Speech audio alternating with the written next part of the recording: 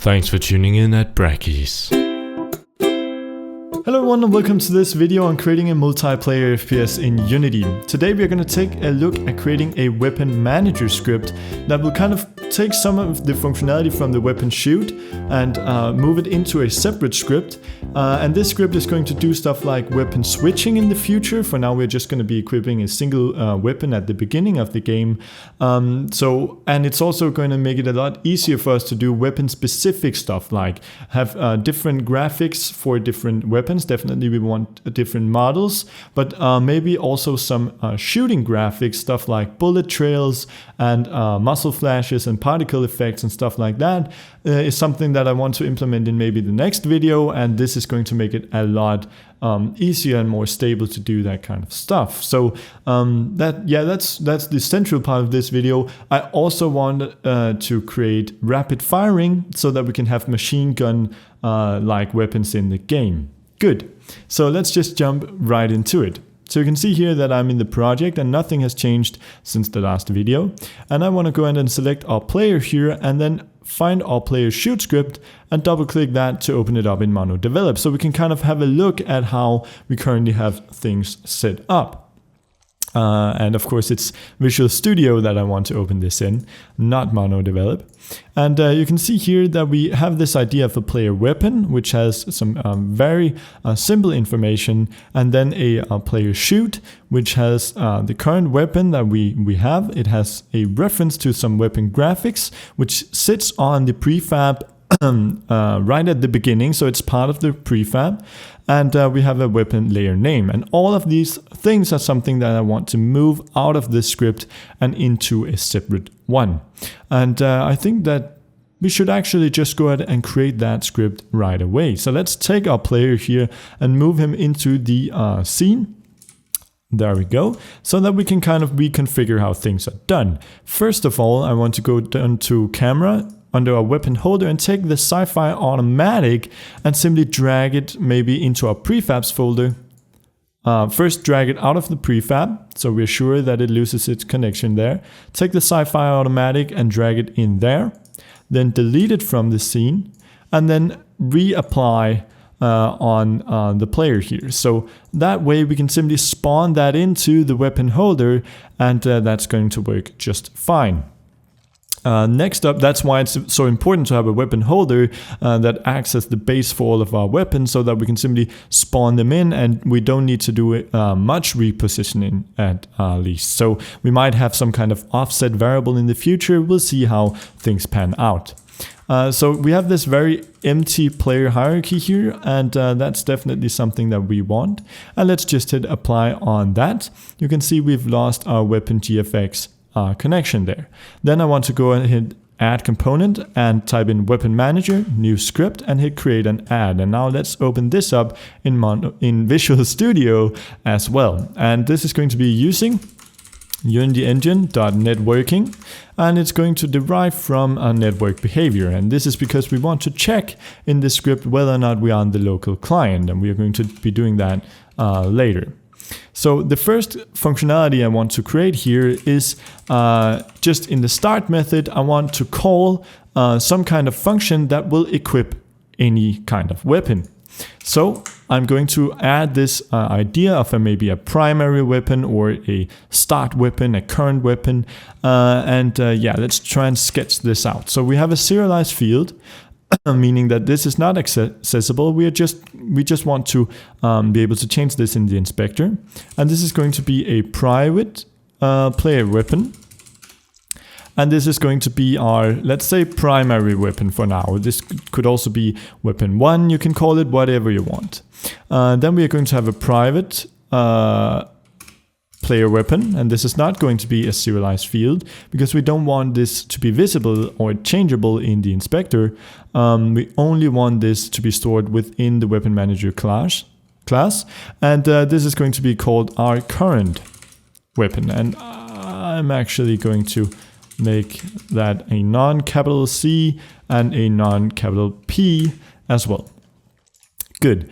And in the start method, I want to have call another method, which we're going to be making now, which is a void equip weapon, and it's going to take in a player weapon And we're just going to call this weapon. You could call it new weapon or next weapon or whatever. And it's simply going to say that current weapon equals weapon. There we go. So it's going to put whatever weapon we give it into the current weapon slot. And up here, I simply want to call equip weapon. And I want to input our primary weapon. So when we spawn, we equip our primary weapon. That makes kind of great sense. And in here we're of course going to be spawning some graphics, but let's just wait with that a second. The first thing I want to do is kind of implement this into our player shoot script. So here we can go ahead and delete this weapon reference here, and actually let's just delete the serialized field and then still have a private player weapon, and let's call this the current weapon, because we want some kind of we want our player shoot script to also know what our current weapon is. And we could definitely change this using some kind of callback, but instead, just to keep things a bit simple, and since this player weapon isn't exactly a huge class, we're simply going to store it here and then set it in the update method. That's going to be just fine. And we can go ahead and delete our weapon graphics reference, and we can also take this weapon layer name and move that into our weapon manager. So above everything else, we're going to have the weapon layer name. And then back in our shoot scripts, we now delete this. And yep, that all looks just fine.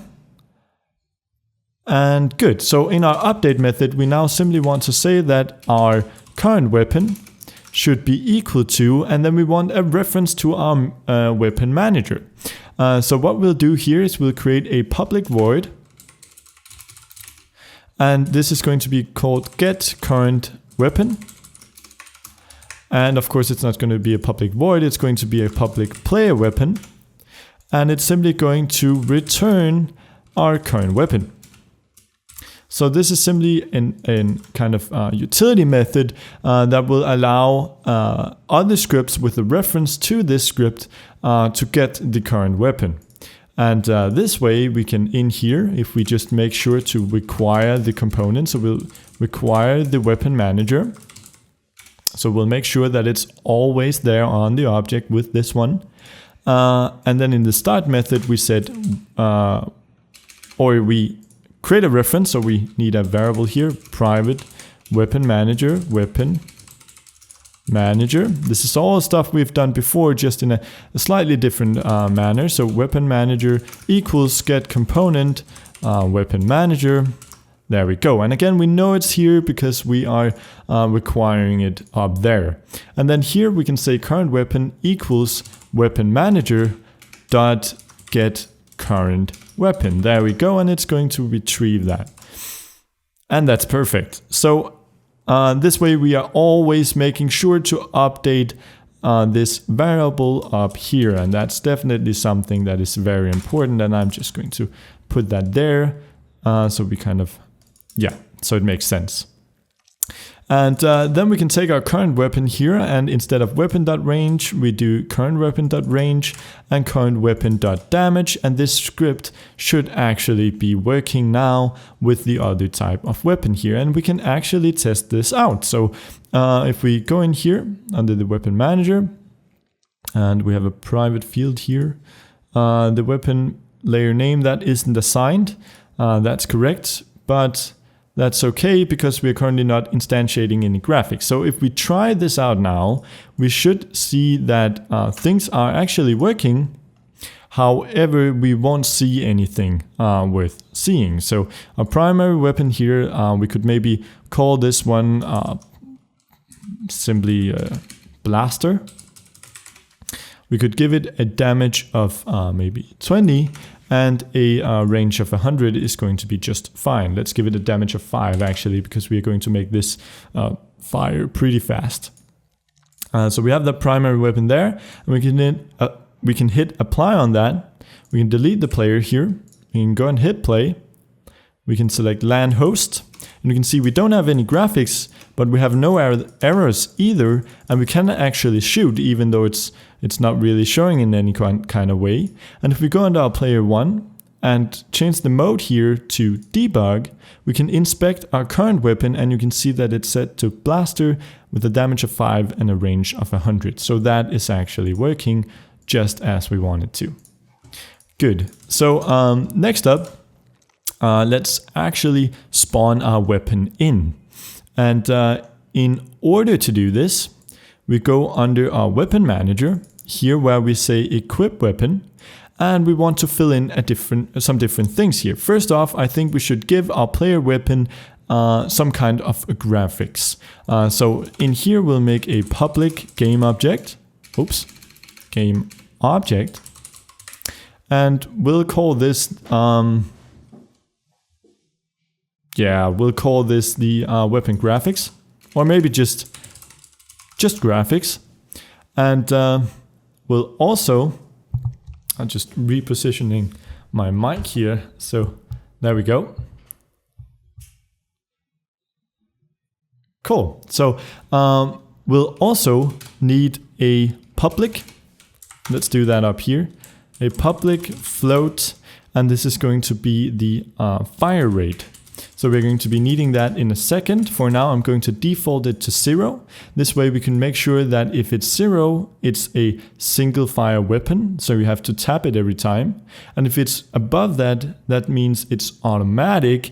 And therefore we can, well, just hold in the button and it will shoot at this rate of fire.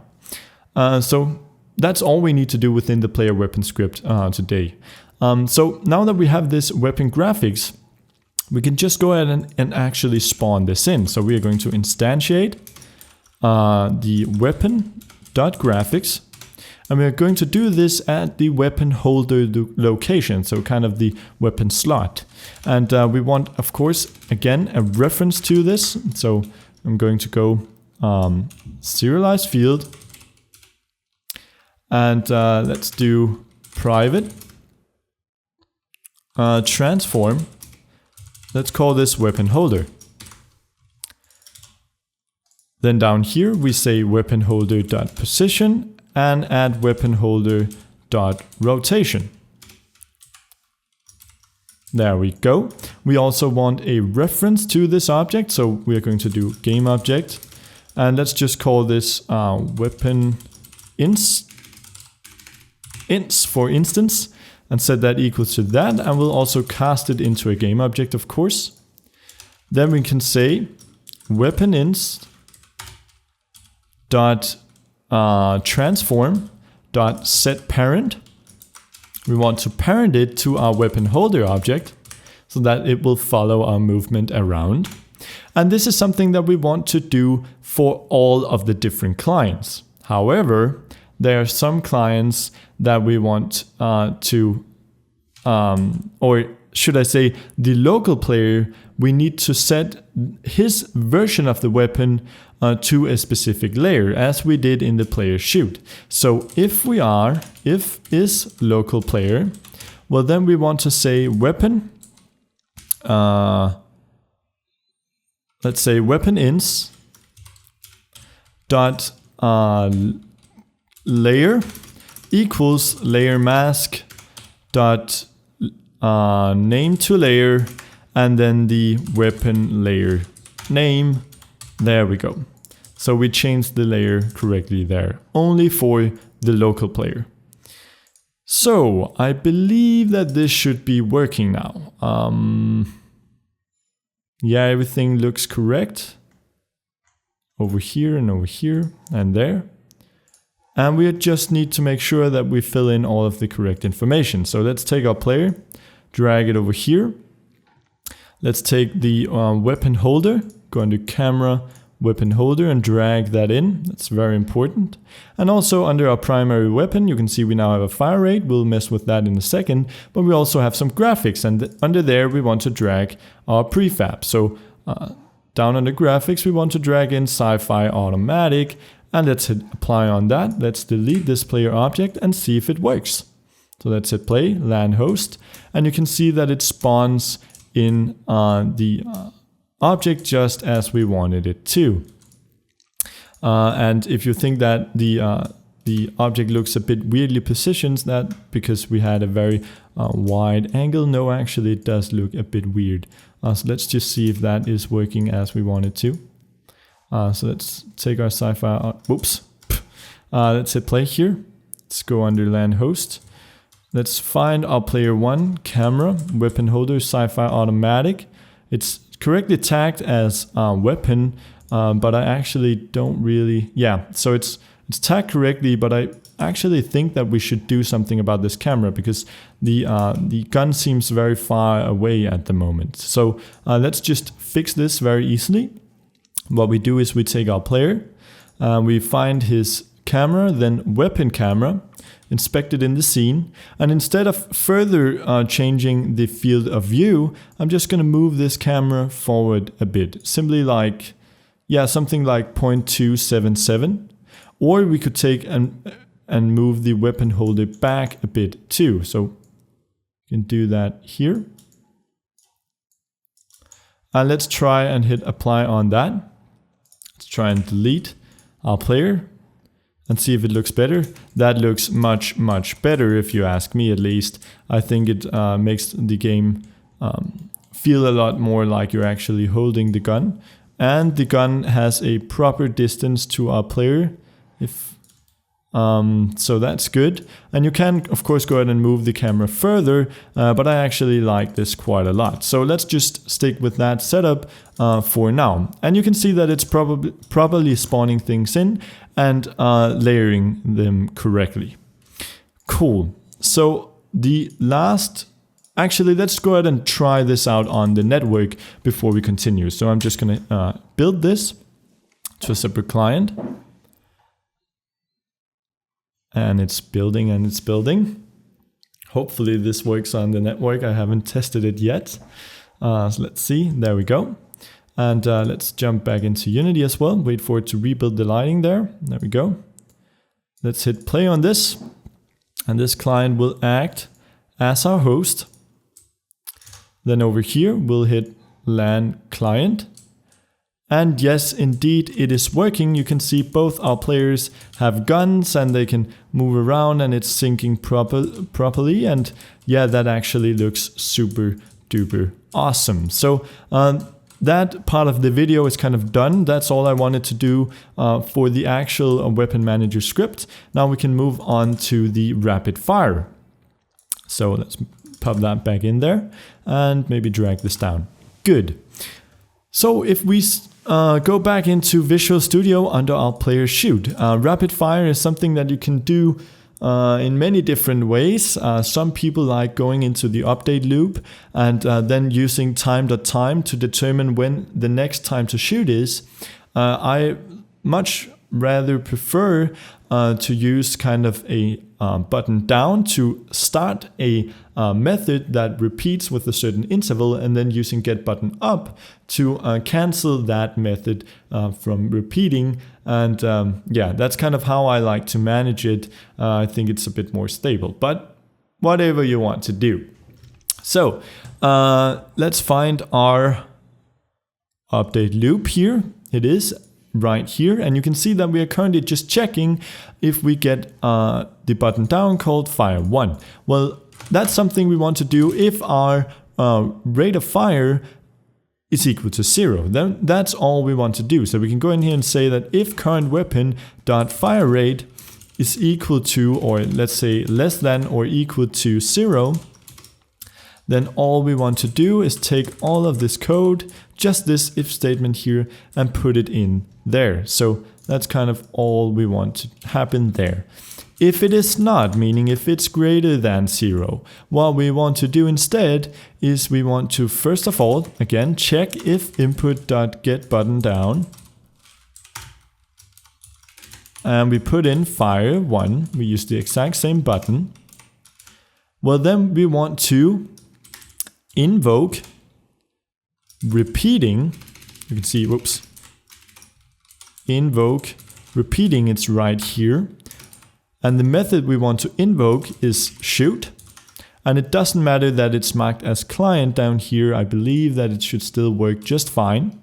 Then we give it a time to wait in seconds, and that's just going to be 0. We want it to fire immediately, and then we give it a repeat rate, and that is of course going to be our current weapon.fire rate. And it's not just going to be the fire rate, because this is kind of the number of seconds it waits until it repeats. So if we want it to be a fire rate and not a fire delay, we want to do 1 divided by the fire rate in order to get it to be an actual rate. And then we say else if we didn't get the button down fire 1, well then we want to check if we got button up fire 1. So meaning that when we have let go of the fire 1 button, we want to say invoke cancel, or cancel invoke it is. And the invoke that we want to cancel is shoot. And again, make sure that you spell this correctly. It won't throw an error, at least not until this part of the code is called. So that should pretty much work.